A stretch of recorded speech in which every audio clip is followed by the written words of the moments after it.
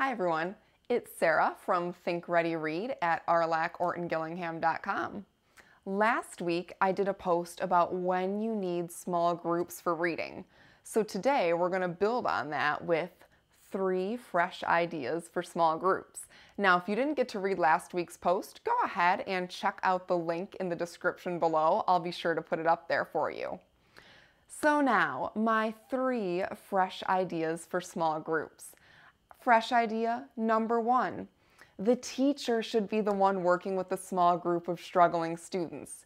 If you have any sort of aid or support staff that comes into your classroom, instead of having them work with your lowest students, you should be the one working with your lowest students. I mean, think about it.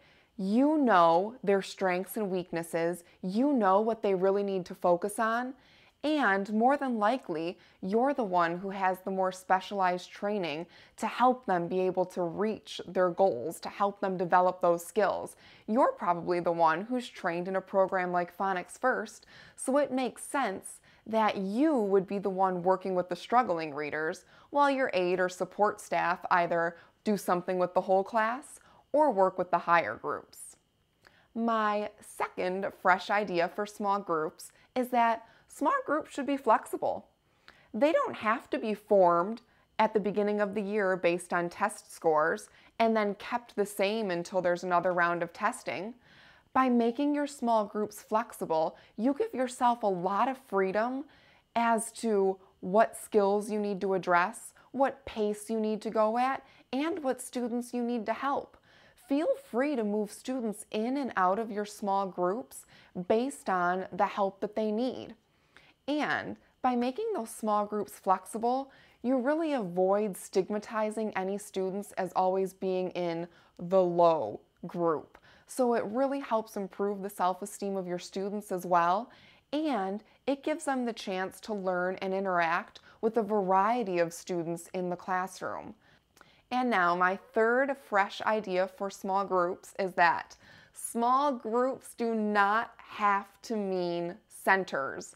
If you like to incorporate your small group time into center activities, that's great, but there are other options. For example, you could take and work with your small group of struggling readers while your aid or support staff takes the rest of this class and does dictation.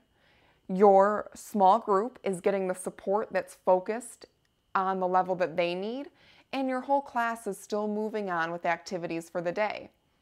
Or let's say that you don't have a support staff coming in, you can still take your small group of struggling readers while the rest of the class works with partners or in their own peer groups doing a game like tic-tac-toe with dictation words, or working on oral reading. They can be doing partner reading. They can be doing reading in their head.